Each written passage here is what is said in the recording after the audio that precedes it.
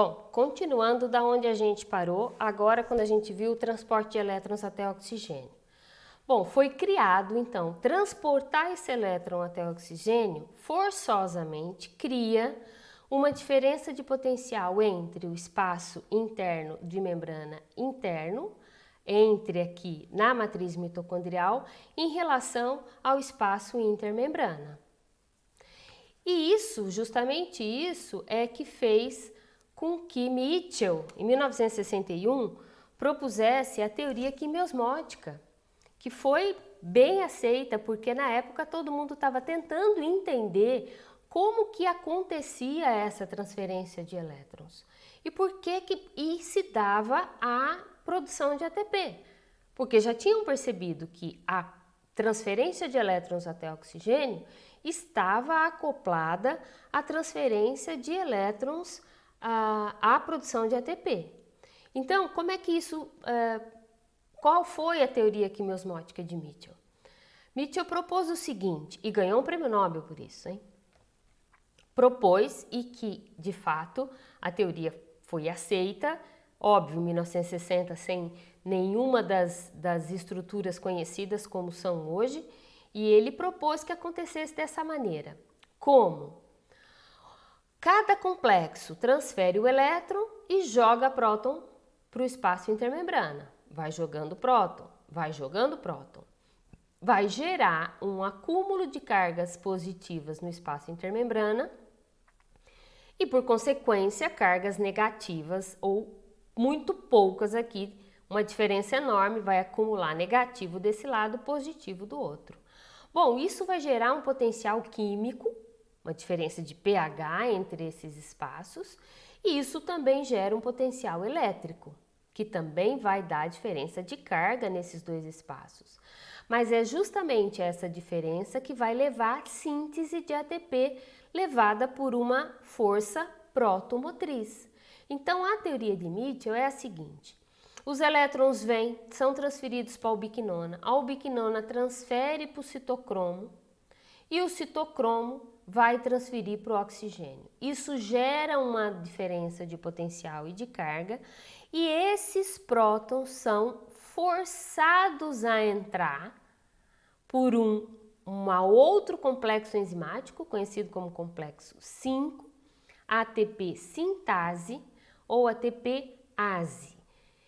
Esse complexo 5 é onde vai colocar novamente esses prótons para dentro, através desse complexo, e conforme esses prótons vêm para dentro, isso força ou leva à síntese de ATP. Essa é a teoria quimiosmótica de Mitchell e foi muito bem aceita pela comunidade científica, e a gente sabe hoje que ela tem de fato todo sentido. Ele estava muito certo quando propôs isso, e a gente vai ver porque hoje a gente já conhece bastante da estrutura dessas moléculas. Bom, seguindo, vamos ver o que é a molécula do complexo 5 do ATP sintase. Ela é dividida em, várias porções, né?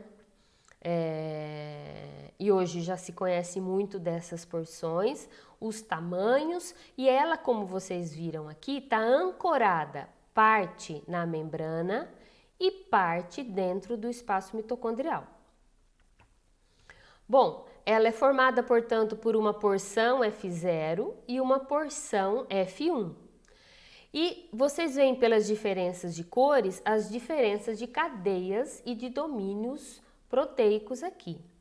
Tanto que aqui já se designa aqui a porção como epsilon, gama, delta, B2, A, C, porque tem diferentes composições. Esse é um esquema de como funciona essa ATP sintase. A gente tem aqui em cima essa haste aqui, ó.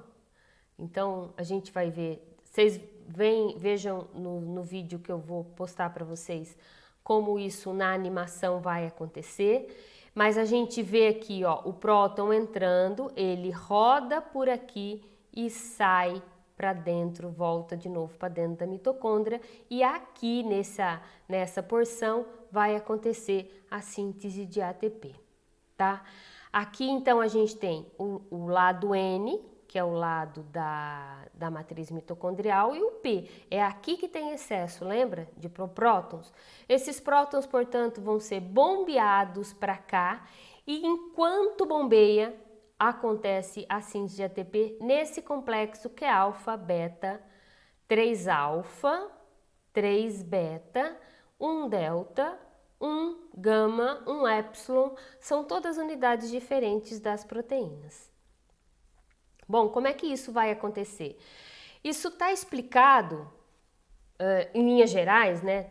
Tem muito conhecimento disso, mas isso acontece como uma catálise rotacional, onde você entra o ADP e o fosfato aqui, e conforme a molécula gira, e vocês vão ver que ela vai girar, essa catálise vai promovendo a formação do ATP até o ATP ser liberado. E essa molécula vai girando, girando e girando, é um motorzinho que vai sendo motivado a rodar pela síntese ou pela entrada de prótons dentro dela. Essa catálise rotacional é realmente algo extraordinário dentro da bioquímica e é muito intrincado como é que isso vai acontecer. Mas eles já fizeram até um experimento em que colocaram bem aqui em cima, sabe, naquela rodinha, essa parte é que está ancorada na membrana. Colocaram isso aqui e colocaram uma molécula, uma avidina, né, que é um filamento de actina. E marcaram esse aqui, né, com fluorescente, e viram que essa molécula de fato roda. Então essa porção que está dentro vai rodar. Essa porção que está dentro da matriz, do complexo, da membrana, ela de fato gira. E ela gira conforme os prótons vão sendo conduzidos por ela. Esses dois links eu vou também colocar para vocês na descrição da aula, também são links que têm animação de como funciona esse complexo enzimático. E aí nesse link também do YouTube, marcaram essa molécula e viram a mudança conformacional, então ela de fato gira. Então, entra o próton, ele vai girando como se fosse uma roleta de bingo, sabe? Entra um próton, gira ele e sai um próton lá para dentro, bombeia. E essa molécula, é nessa molécula que vai acontecer a síntese de ATP. Ok?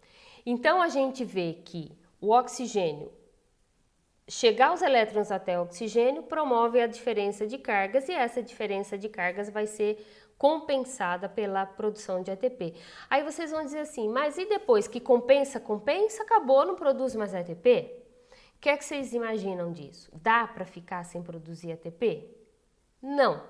Portanto, a gente entende que essa diferença sempre vai existir, sempre está gerando essa diferença de carga, de maneira que sempre você tem mais ATP. Então, quanto mais elétrons você entrega para o oxigênio, quer dizer, mais intensa é a sua atividade, por exemplo, maior é essa diferença gerada e mais ATP vai ser sintetizado. Mas nunca que chega num equilíbrio, porque se chegar num equilíbrio de cargas, também significa que não tem mais ATP sendo produzido. E se não tem mais ATP sendo produzido, morreu, certo? Bom, aqui não. Lembrando vocês que esse ATP vai ser produzido dentro da matriz mitocondrial. Então, ele tem que ser transportado, ATP sintase joga próton para dentro, tem que ter fosfato, porque tem que sintetizar ATP aqui. Agora, esse ATP que é formado aqui tem que ser transportado e tem umas translocases, que são canais nessa membrana que são capazes de transportar esse ATP para o citoplasma, para que ele seja usado em todas as outras funções metabólicas e nas demandas do organismo. Só que agora vamos lembrar uma coisa, como é que o NAD, que produzido no citoplasma, chega até dentro da mitocôndria? Uma das maneiras a gente já viu num dos transportadores que eu falei para vocês, que é através do transportador do malato aspartato. Lembra? O NAD transfere os elétrons para o oxalacetato. A gente já falou isso quando foi falar do transporte do oxalacetato. Mas esse transporte do oxalacetato via malato leva aqui a redução dessa molécula, que vou oxidando novamente aqui no citoplasma, regenera no citoplasma não, na matriz mitocondrial, regenera o NAD que estava aqui fora. Então esse transporte de NAD é importante para que o NAD produzido aqui, por exemplo, na glicólise, chegue aqui e possa entregar esses elétrons no primeiro complexo. Ou ele é transportado dessa maneira, ou ainda tem uma segunda maneira. Se ele é transportado dessa maneira, o NADH vai entregar os elétrons logo no primeiro complexo, portanto, 10 prótons serão bombeados para o espaço intermembrana. Porém, se o NAD também pode transferir o elétron, lembra do complexo 2 que tinha uma estrutura voltada para o citoplasma, que era o FAD? Ele pode também entregar o elétron via esse complexo do FAD. Então, o NAD se reduz aqui, ele se oxida nessa reação de oxidação-redução com um dos intermediários da via glicolítica, que é de hidroxiacetona fosfato, forma glicerol 3-fosfato. O glicerol 3-fosfato transfere novamente esse elétron, só que dessa vez para o FAD. E quando transfere para o FAD, e se transforma FADH2, o FADH2 já transfere esse elétron direto para a ubiquinona, que vai entregar no complexo 3. Então, nesse caso aqui, esse NAD transferiu seus elétrons via FAD. E quando é via FAD, vocês estão vendo aqui que não foram bombeados os 4 primeiros prótons do primeiro complexo. Então, neste caso, se bombeiam 4 prótons a menos e, portanto, menos energia produzida. Então, vocês lembram? Quando a gente transfere os elétrons via NADH, é 2,5 ATP que são formados. Os elétrons transferidos via FADH2 é 1,5. Por isso, essa diferença depende de como esse NAD de qual é a rota que vai transferir os elétrons desse NAD para a cadeia transportadora de elétrons. Se é diretamente no complexo 1 ou via FAD, que é o complexo 2, para a ubiquinona, que tem menor bombeamento de prótons e, portanto, é menos energético. Se a gente olhar aqui todos os complexos dos potenciais, de como varia o potencial, a gente está vendo já como esses elétrons são transferidos. Succinato fumarato vem para o FAD, que vem para a coenzima, que vem para o complexo 3, que vem para o citocromo C, que entrega no 4, que chega aqui com esse potencial. E a gente também aqui já está vendo os potenciais inibidores da rota. Então tem rotas, ou tem drogas, que são capazes de inibir determinados centros de atividade dos complexos 1, 3 e 4. Essas drogas é rotenona, amital, antimicina, cianeto. E se a gente sabe que essas rotas bloqueiam, são inibidoras desses complexos enzimáticos, qual é a consequência para o organismo? Morte. E, lógico, a morte vai depender do quanto e da dose, porque não tem só uma única mitocôndria produzindo essa energia. Mas, se essas drogas são capazes de bloquear o transporte de elétrons e bloquear, portanto, a respiração, são drogas mortais e que podem ter efeitos, dependendo da dose, mortais ou ainda muito graves.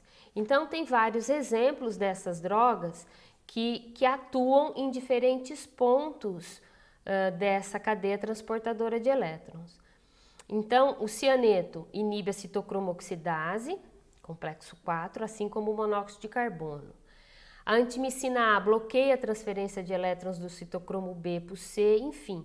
Aqui tem várias drogas que são drogas que são capazes de afetar esse transporte de elétrons, afetar seriamente a vida aí do organismo que está sendo exposto a essa droga. Se você pensar, é uma planta, é um parasita, ok, mas se é um animal superior, por exemplo, para nós, todas essas drogas são venenosas e, portanto, sérias mesmo. Isso aqui é ideia de suicídio, né? Tudo isso aqui leva à morte, dependendo da droga. E aqui tem uma molécula que eu gostaria de ressaltar para vocês, que chama termogenina. A termogenina é uma molécula que ela desacopla, ela é uma molécula que permite a entrada daqueles prótons de novo para o espaço intermembrana sem passar pela ATP sintase. Então, na verdade, quando isso acontece, gera calor. Então, essa termogenina é uma molécula que existe em animais que hibernam e em filhotes, inclusive recém-nascidos humanos, porque assim eles têm uma capacidade de controlar melhor a temperatura. Então, não só esse gradiente de prótons serve para a produção de energia, como vai servir também para aquecer esses seres recém-nascidos, tá? Ou os que hibernam. E como é que vai acontecer isso? Como é que eles viram que em alguns casos essa reação era desacoplada? Eles mediram o consumo de oxigênio e a síntese de ATP em determinadas condições. Bom, fizeram lá as condições e colocaram ADP e fosfato e não sintetizou ATP. Olha, a síntese de ATP, que é o vermelhinho, continuou aqui.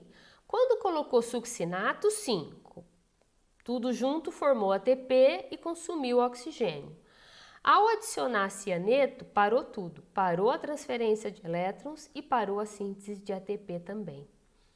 Eles fizeram um ensaio parecido, só que dessa vez colocando succinato primeiro. Da mesma maneira que na primeira situação, não se produz muita coisa, o oxigênio não capta muito elétron, nenhum ATP é produzido. Quando você junta succinato, ATP, ADP e PI, aí sim, transfere para o oxigênio, produz ATP. Aí colocou aqui um daqueles inibidores da cadeia transportadora. O que aconteceu? Oxigênio, muito pouquinho foi sendo... muito poucos elétrons chegaram no oxigênio e o ATP parou completamente. Aí num ponto aqui eles colocaram uma molécula desacopladora. Desacopladora porque ela é capaz de promover a entrada dos prótons, ou seja, devolve os prótons e continua o sistema como se nada tivesse acontecido, mas não a síntese de ATP. Então tem algumas moléculas que são capazes de fazer isso. E gente, isso, lógico, para um ser vivo, não resolve de nada, porque que adianta eu respirar se eu não tenho ATP e eu preciso de ATP para viver. Mas se comprovou de que era possível fazer esse desacoplamento e que então a termogenina, por exemplo, é um caso desse. Mas não que nada mais esteja sendo produzido de ATP no caso real, né, de mamíferos e de animais que hibernam. E essas são as moléculas que são desacopladoras, o dinitrofenol e o carbonilcianide p-trifluorometoxifenilhidrazona. Essas moléculas são moléculas que são capazes de captar, elas são hidrofóbicas, então elas captam o próton de um lado e transferem para o outro. Então isso faz com que elas deem vazão aos prótons, roubem essa diferença de carga, tá? Promovendo o calor. E aqui é um exemplo da termogenina. A termogenina, que é uma das proteínas, no complexo 1, 2, 3 e 4, só que isso aqui não está gerando no espaço intermembrana prótons, que vão sendo bombeados por esses complexos e que voltam pela ATPase. A termogenina é uma proteína desacopladora, então ao invés de voltar tudo por aqui, também volta por aqui, gerando calor. Então, esse é um caso, vamos dizer, benéfico de um desacoplador, onde os prótons podem voltar não para produção só de ATP, mas aí para gerar calor para o organismo. Bom, se a gente olhar então dessa maneira, vamos fazer o balanço da energia produzida por esse sistema. A glicólise produz 2 NADH no citossol e 2 ATP. Se é no citossol, isso aqui pode ser igual a 5 ou a 3 ATPs. Agora vocês já conseguem saber por quê. Vai ser igual a 5 quando? Quando esses elétrons forem transportados via NADH pelo transportador malato, oxalacetato malato. Certo? Por quê? O NAD que está no citoplasma entra NAD no espaço mitocondrial e transfere os elétrons logo no complexo 1, portanto rendendo 2,5 ATP por NAD, 5 ATPs. Se esse transporte acontece via FAD-H2, naquela reação de oxidação com gliceraldeído, com a dihidroxicetona fosfato indo para gliceraldeído, o elétron é transportado via FAD, não passa pelo complexo 1, bombeia menos prótons e via FAD a gente sabe que é 1,5 ATP por FAD. E portanto esse NAD passa a ser FAD e ao invés de 5 são 3 ATPs que são produzidos. Então aqui na oxidação do piruvato são mais 2 NADs que já está lá dentro da mitocôndria, não precisa ser transportado. Acetil-CoA são 6 NADs dentro da mitocôndria, não tem que ser transportado. Os 2 FAD já estão lá dentro, mas ele não vai entregar para o NAD, ele já vai entregar ali no complexo 2 e mais os 2 ATP ou GTP, e aí o ganho é 30 ou 32. Deu para entender bem a diferença agora de ser 30 ou 32? Depende de como esse NAD vai ser transferido os elétrons desse NAD. E aí, juntando todas as reações de consumo, esse é o balanço energético, portanto, da oxidação completa de glicose. A gente chega a 30 ou a 32 ATPs, dependendo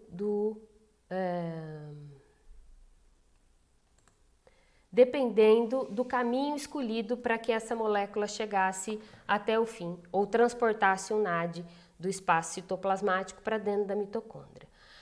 Bom, pessoal, essa transferência de elétrons, a gente vai tirar dúvidas na aula síncrona, mas essa transferência de elétrons é complexa, envolve muitas moléculas, mas é importante ter na cabeça a ideia geral de como isso funciona.